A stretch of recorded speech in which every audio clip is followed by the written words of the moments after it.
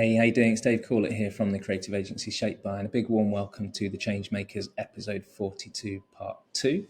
If you haven't joined us before, the Changemakers is our series that is all about creativity in B2B tech. And for this episode, we are looking at Fintech, and in particular the role that brand and design within that brand journey more specifically plays in driving Fintech companies, or has played over the last few years, driving them from kind of niche underdog challenger through to very much the mainstream brands they are today. Now, if you're looking at mainstream fintech brands, then there's few bigger than Stripe. My guest for part 2 is Michael Jeter, who is the Executive Creative Director at Stripe. Fans of the Changemakers podcast will be familiar with Michael from an earlier episode where we talked about the rebrand that he ran at Zapier, where he was working at the time on the creative team. A remarkable story. I would definitely urge you to go back and listen to that one. Controversial, unusual, it's kind of got it all really, so I would definitely recommend listening to that. But fast forward to today, Michael is leading the creative team at Stripe, and I really wanted to get his take on this subject in particular, and I suppose especially the role that things like craft, beauty and culture play in driving forward the Stripe brand. And here is what Michael had to say.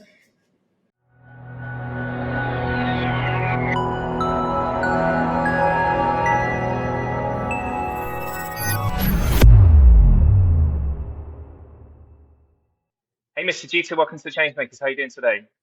I'm doing good, Dave. Thanks for having me here. Awesome. Well, it's the second time around. When you were at Zapier, you're back. I really appreciate your time once again. Listen, let's just dive straight into this because this is such an interesting topic. I'd really love, being a big fan of what you're doing at Stripe. I know you've been there a little while now, and it's already becoming evident. I know you've got a lot of work still to do as a design team there. Talk to me, first of all, about craft, beauty, and culture. How does focusing on those things help you to elevate the Stripe brand above your competitors? Yeah, it's an interesting ask here at Stripe. That of course, of designers, we believe that the more beautiful and more well-crafted design is, the higher quality it is, and that people feel that and believe that. And I'm really fortunate for that to be something that's believed from the top at Stripe. Patrick and John speak about it a lot at the company and how important that is.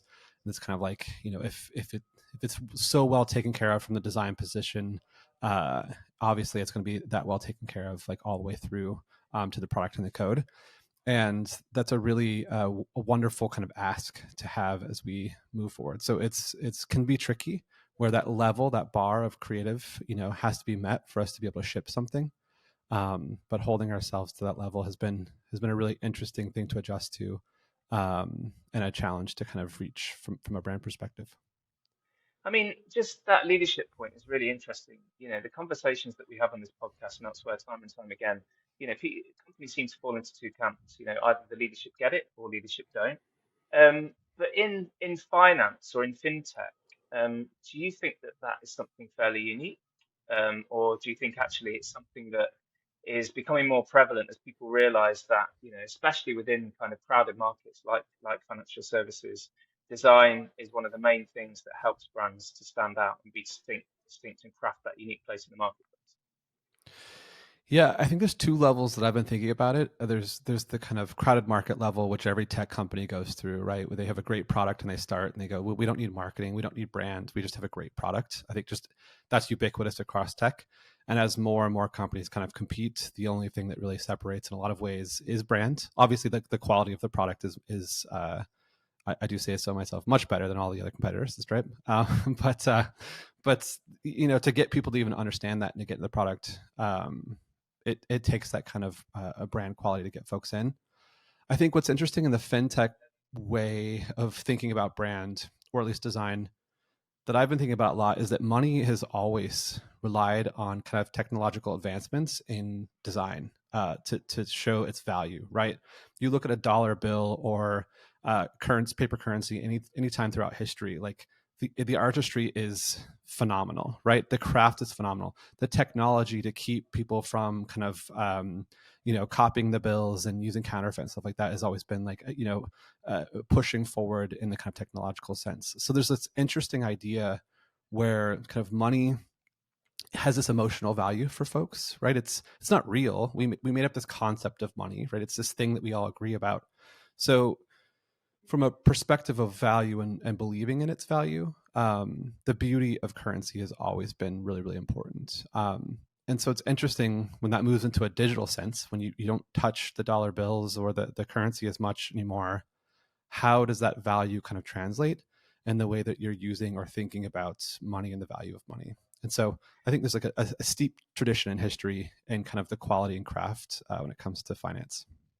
There is, but I suppose, you just made a really interesting point there. Money is now effectively invisible. Yeah. That's the whole point of this technology. They make the transaction so seamless that the actual concept of a physical, dollar bill or coin or whatever it may be is kind of long gone. So, I mean, as a design team, how do you, when your competitors and other kind of fintech companies or finance brands in general are grappling with the same challenge of how to build a brand around an invisible transaction or an invisible product, how do you guys reconcile that with building something distinct that can only be Stripe? Is that a challenge for you guys? Yeah. It's a challenge both, I think, in the finance and the fintech world, but also I think for any tool, I had the same issue to deal with at Zapier as well.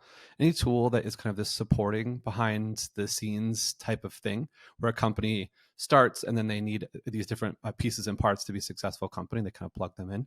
So I think that it's a similar challenge on both sides of just being like, how does a company kind of step forward and talk about their brand and what they believe when they're just such a supporting player, right? Like if it weren't for our users that were so doing interesting things, building interesting companies, Stripe would be, or any company that is a supporting player would be nothing.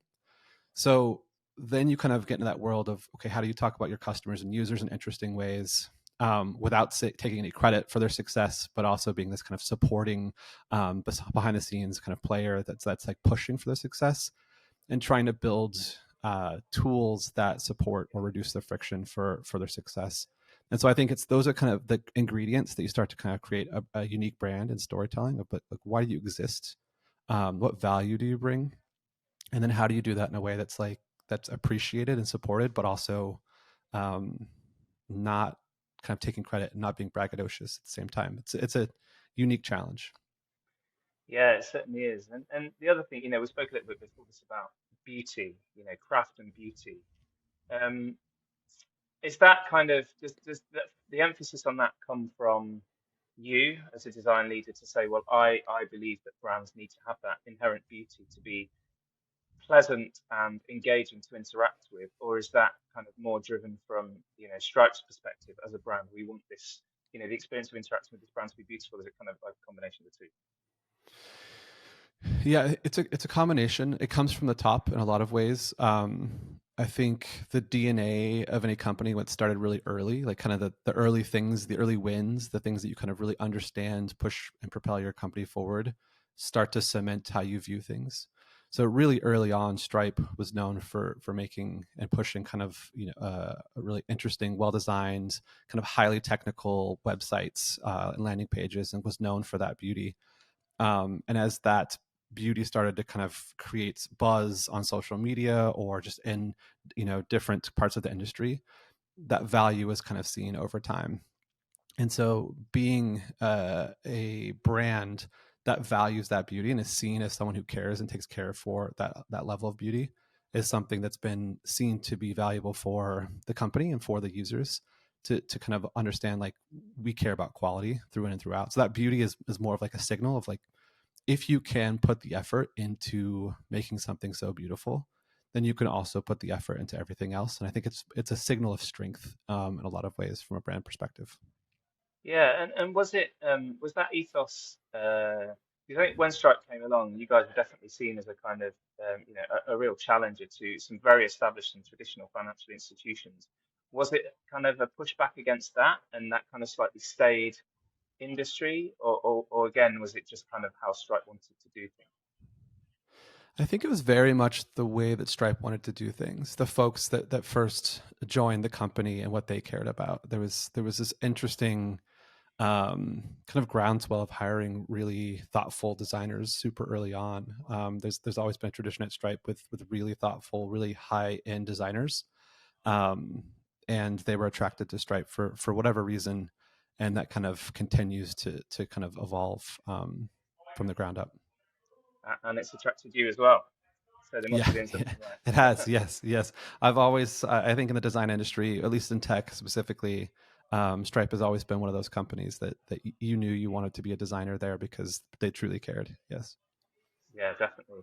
And then another thing we've kind of touched on in kind of chatting about this episode was a goal of yours to infuse technology into the brand a little bit more. Can you just kind of elaborate, I suppose, on what kind of tech we're talking about and what will doing this help you to kind of accelerate or achieve?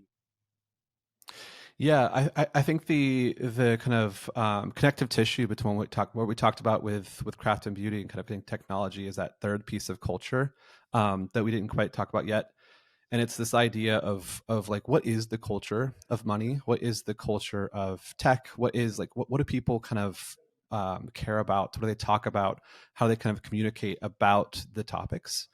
And there's some interesting perspectives, at least in fintech, about how technology has disrupted or made it much easier to connect with money, right? Like Stripe has just famously always been like 7 lines of code. You want to start a business, it's that easy, just plop it in.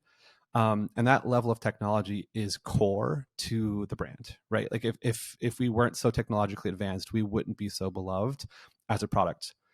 And as a designer, I think, been in this industry for a while in tech, we've always as designers been trying to push the design perspective and ethos on tech. Like there's this kind of push to without designers, the websites would look terrible, the brands would look terrible, right? It's just good enough was kind of the ethos super early on. And as we were kind of brought in, we're like, okay, this is the way you think about it. This is design thinking. This is what beauty matters. This is what craft matters. Now I think that's been really well established. I think it's a nice kind of homogenous kind of point of view throughout tech.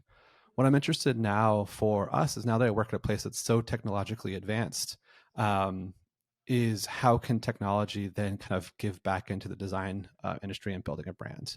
How can we start building kind of tools that allow for kind of iterative approaches to storytelling or to the brand? Or how can we start building kind of like to scale, right? Like how can we use technology in different ways to allow and kind of empower every person at Stripe to have the power of design, so that we can kind of scale a place that where my team, which is pretty small, isn't kind of a bottleneck. So there's this kind of level by which I think we can create something new and interesting and always engaging and always evolving in a way that we're using technology to push that forward, in a way that I think it's hard for just a group of designers to always be doing. And so where is that kind of connection and kind of collaboration, not just in AI, but kind of in thinking about kind of like iterative or generative kind of pieces of art that are kind of interesting, especially as we think about the kind of concepts of data and kind of obviously like money and the economy and all these things have these really interesting, huge stories. When you take all the kind of different players and the different kind of numbers and the math connected, there's some interesting fodder in there to, I think, make some beautiful stories that are brand forward, that are really only brought about technological advancements. Yeah, I think it's really interesting. I've been speaking to a few in-house creative leaders who are really pushing to build these tools that, again, allow for this kind of maybe slightly more self-serve model where anybody in the business can use this to, templates, really easy to use, kind of almost dummies guide to design. But I'm interested because obviously, you guys are designers, you know how to kind of get the best out of these tools.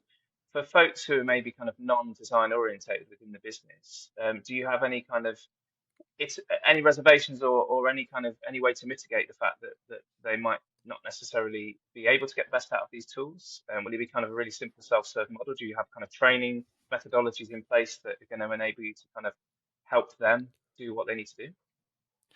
Yeah, I think that's a really good question. I think anything that you have to do. I think it's like building any tool. My ideal of moving this forward, of any tool that you have to then train a bunch or kind of tell people what's right or what's wrong, you're building the wrong tool. It's kind of the idea of the iPad and giving it to a toddler and they already know how to swipe and use it. Like that's obviously the kind of the height of any product. So my ideal is to be able to build these self-serve tools in that way where it's allows them to be creative. Any person that doesn't deem themselves to be creative to try and play and push. And they might create things that we would never do, but it's still on brand and still interesting, and they can feel kind of connected to it. That's the goal. Now, obviously, that's very hard. Like the more kind of controls you do on that, the less is possible. So like the more you kind of really hold the reins so that it doesn't break ever. And then the more you kind of give, the more iteration and the more kind of evolution can happen. But then you can also have some weird outcomes that you kind of need to account for. So it's something I'm trying to figure out right now. We haven't really cracked it, but looking forward to the next year, I'm really interested in how to do that because, again, culturally at Stripe, everyone does care about design and craft and has opinions about it. Writing, especially, like the kind of beauty of words and the meaning, the kind of value of words here are really, really important, especially in design. So how do we kind of build a place where everyone who has a high quality bar here, how can they use that to even push on their own? It's like they might teach us more than us teaching them. Honestly, in a lot of ways, it's I think some of the best ideas come from people who are not even trying to have great ideas in a lot of ways. Yeah, definitely. And I suppose, it's an iterative process as well, isn't it? It could be a bit of a sticky start, while people get used to the fact that they're using tools that maybe they haven't used before. But then, as you say, if you're holding the reins a little bit tightly at first, you maybe can start to loosen them as people get more used to them and understand a little bit more about, I suppose, design philosophies at a basic level, and also just how to use the tools as well. That's pretty exciting. How far have you got so far? We're still building out the systems to kind of allow for that right now. That's something that I've over the last 11 months that I've been here is kind of working with a team to kind of look at all of the different needs. So we're still kind of ingesting and understanding what people need and how they need to use them, um, and then kind of figure out the tools, talking to the right partners. So I think next year you'll see us talking a lot more about that. But what I've been kind of inspired by is that everyone does use design tools now. Like everyone uses Google Slides to tell stories, right? They're all pulling to build them together. If they're pulling from other slides to put together or different pieces and parts using templates or whatever. So it's interesting. I think everyone's already pretty much to some level using design to tell stories across all of their work. And so it's interesting to see if you give them even better tools. I think you can quickly raise that bar pretty easily. Definitely, and I suppose I'm always in awe of younger generations as well. Who are brought up on very visual media like TikTok. And the ability to stitch videos together. I mean, when I was at college, we were using editing software that needed a whole room just to house it. And it was Yeah. kind of a whole semester or a whole year to just to be taught how to use it. And now people use those things really iteratively. So I suppose it's part of our culture as well, really using certain tools. And even dare I say it, things like Canva as well, and making it really easy for non-designers to kind of do design work. Um, Yeah. yeah, that's really interesting. Maybe if we have you back for a third time, which I'd love to do, we can do a full episode on self-serve tools and how that's going for you guys. That'd be awesome. That sounds But amazing. yeah, awesome. Well, thank you so much for your time, Michael. Of Thanks course, again. I Sam. really, really appreciate you coming back on the Changemakers and talking to me about Stripe's design journey. Sounds really, really cool. Always a pleasure.